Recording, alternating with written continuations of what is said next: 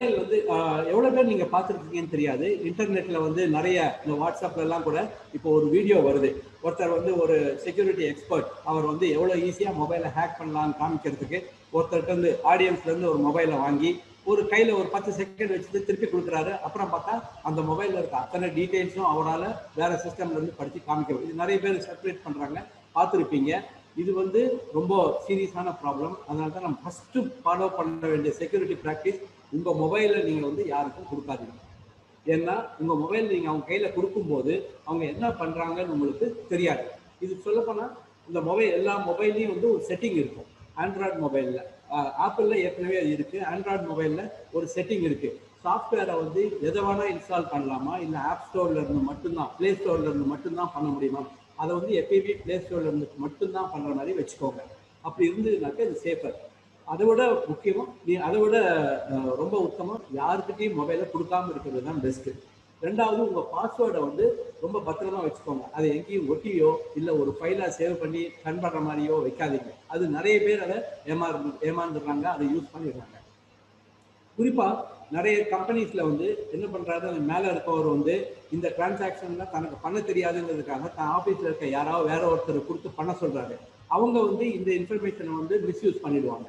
அதே மாதிரி ஏடிஎம் கார்டை கூட நிறைய பேர் அவங்களால போக முடியலன்னு, இல்லை அவங்களுக்கு பண்ண தெரியலன்னு சொல்லி இன்னொருத்தட்ட கொடுத்து நீங்கள் எடுத்துக்குவாங்க, இந்த என்னோட பின் அப்படின்னு கொடுத்தாங்கன்னாக்க அதையும் அவங்க தப்பாக உபயோகப்படுத்துறாங்க. இது அதனால எப்பயுமே நீங்கள் வந்து பாஸ்வேர்டெல்லாம் ரொம்ப பத்திரம், பாஸ்வேர்ட் பின் எல்லாத்தையும் பத்திரமா வச்சுருக்கணும். எந்த பேங்க்கும் எந்த பெரிய கம்பெனியும் டிரான்சாக்ஷன் பண்ணுறது உங்கள்கிட்ட இருந்து உங்களுடைய கார்டையோ பாஸ்வேர்டையோ ஓடிபியோ எதையும் கேட்க மாட்டாங்க. பேங்க்கில் குறிப்பாக யாருமே கேட்க மாட்டாங்க, உங்கள் அக்கௌண்ட் நம்பரை கூட கேட்க மாட்டாங்க அவங்க. அதனால யாராவது கூப்பிட்டு நான் பேசுகிறேன், பேங்க்ல இருந்து பேசுகிறேன், இது சொல்லுங்கன்னா யாரும் சொல்ல வேண்டாம். வெறும் அந்த மாதிரி சொல்கிறவங்களை வந்து நம்ம கேட்கலாம், நீ வந்து எங்கேருந்து பேசுகிற, எந்த பேங்க்லேருந்து பேசுகிற, உங்கள் பேர் என்ன. ஏன்னா நீங்கள் எந்த பேங்க்கில் வச்சுருக்கீங்க கூட அவங்களுக்கு தெரியாது. பொதுவாக உங்கள் பேங்க்லேருந்து பேசுகிறாங்கன்னு உடனே நம்ம எல்லாருமே ஒரு பயந்து போய் உடனே வந்து எல்லாத்தையும் சொல்லிடுறோம். ஸோ அதனால் இது எதையுமே ஷேர் பண்ணக்கூடாது. நிறைய பேர் வந்து நம்மளுடைய சொந்த டீட்டெயில்ஸை வந்து இந்த வாட்ஸ்அப், ஃபேஸ்புக், லிங்க்டின் எல்லாத்தையும் நம்ம ஷேர் பண்ணுறோம். ரொம்ப ஃப்ரீயாக ஷேர் பண்ணுறோம். நம்மளுடைய டேட் ஆஃப் பர்த்து, நம்ம மொபைல் நம்பர், அட்ரஸ்ஸு, எந்த ஊரில் இருக்கோம், என்ன பண்ணுறோம், எங்கே வேலை பார்க்குறோம், எவ்வளோ நாளாக இருக்கும், எல்லாத்தையுமே அதில் கொடுத்துறோம். இது வந்து நிறைய பேருக்கு ரொம்ப உபயோகமாகிடும். இதை வச்சு அவங்க அந்த அந்த சிம் ஸ்வாப்பிங் சொன்ன சிம் கார்டை மாற்றுறதுக்கோ, இல்லை பேங்க்கில் போய் உங்கள் அக்கௌண்ட்டை அக்கௌண்ட் பர்டிகுலர்ஸை மாற்றுறதுக்கோ ரொம்ப ஈஸியாக உபயோகப்படுத்துகிறாங்க. அதனால் எந்த பர்சனல் இன்ஃபர்மேஷனையும் எங்கேயும் கொடுக்க வேண்டாம், எதுலேயும் போட வேண்டாம். நம்ம அறியாமல் இதெல்லாம் போட்டு இது வந்து நிறைய பேர் யூஸ் பண்ணி அதனால் நமக்கு வந்து பாதகங்கள் நடக்கும். ஸோ அதை யூஸ் பண்ணக்கூடாது. எல்லா மெஷின்லையும், நம்ம வீட்டில் லேப்டாப் இருந்தாலும் சரி, டெஸ்க்டாப் இருந்தாலும் சரி, டேப் இருந்தாலும் சரி, இல்லை மொபைல் மெஷின், மொபைல் ஃபோன் இருந்தாலும், ஸ்மார்ட் ஃபோன் இருந்தாலும் சரி, எல்லாத்துலேயும் ஆன்டிவைரஸ் போடணும். அது கட்டாயமாக போட்டு வைக்கிறது ரொம்ப நல்லது. ஏன்னா அது இருந்ததுன்னா நம்ம சொன்ன மாதிரி அந்த மால்வேர், இந்த உங்களுடைய பாஸ்வேர்டை திருடுற மால்வேர், இல்லை உங்களுடைய நடவடிக்கைகளை ஃபோட்டோ எடுத்து அனுப்புகிற மாதிரி எதுவுமே அதில் வராது. ஸோ அதனால அதை வைக்கிறது ரொம்ப முக்கியம்.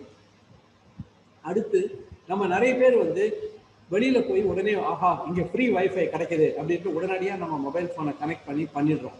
அதை வந்து பண்ணக்கூடாது. ரொம்ப தவிர்க்க முடியாத காரணம், தலைபோற அவசரம் அப்படின்னா மட்டும் அதை யூஸ் பண்ணாமல் தவிர மற்றபடி எங்கேயுமே பப்ளிக் வைஃபையை யூஸ் பண்ணாதீங்க. ஏன்னா அங்கே வந்து யார் கனெக்ட் ஆகியிருக்காங்க, அவன் எப்படிப்பட்ட ஆள், அவன் என்ன மாதிரி சாஃப்ட்வேரை வச்சு எதை மானிட்டர் பண்ணுறான் அப்படிங்கிறது நமக்கு தெரியாது. ஸோ அதனால் அதை அவாய்ட் பண்ணுறது ரொம்ப நல்லது. அதே மாதிரி நம்ம மொபைல் ஃபோன்லேயும் தேவைப்பட்டால் ஒழிய இன்டர்நெட்டையும் ப்ளூடூத்தையும் ஆன் பண்ண வேண்டாம். எப்போ ஏதாவது டிரான்சாக்ஷன் பண்ணணுமோ அப்போ மட்டும் பண்ணால் நல்லது. நிறைய பேர் வந்து வாட்ஸ்அப் இதெல்லாம் கண்டினியூஸாக மெசேஜ் வந்துகிட்டே இருக்குது, அதை பார்க்கணுங்கிறதுக்காக எப்பயுமே ஆன் பண்ணி வச்சுருப்பாங்க. அது தேவையில்லை. அப்படி பண்ணிங்கனாக்கா ஒன்றும் இந்த மாதிரி மால்வேர் உள்ளே வரதுக்கு ஈஸியாக சான்ஸ் இருக்குது. ப்ளூடூத் வழியாக பக்கத்தில் இருக்க சிஸ்டம் கனெக்ட் ஆகி யூஸ் பண்ண சான்ஸ் இருக்குது. அதனால் அதை அவாய்ட் பண்ணுறது நல்லது. ஏடிஎம்மில் இதை பொறுத்த வரைக்கும் நம்ம கூடிய வரைக்கும் ஒரு குறிப்பிட்ட ஏடிஎம்மில் நம்ம கார்டை யூஸ் பண்ணுறது ரொம்ப நல்லது. ஏன்னா அப்போ பார்த்தோம்னா என்ன ஆகும், அந்த ஏடிஎம்மில் ஏதாவது மாறி இருந்தால் கூட, யாராவது அந்த ஸ்கிம்மிங்க்கு ஏதாவது அட்டாச் பண்ணி இருந்தால் கூட நம்ம அறியாமல் நம்ம மனசுக்கு தோணும், பற்றும், கண்ணில் உறுத்திடும். அதனால் கூடிய வரைக்கும் ஒரு ஏடிஎம்மா, அதுவும் நல்ல பிஸி இடமா இருக்க ஏடிஎம்மாவோ இல்லை ஒரு பேங்க் பக்கத்துல பிரான்ச்சில் இருக்க ஏடிஎம்மாவோ யூஸ் பண்ணோம்னா நல்லது.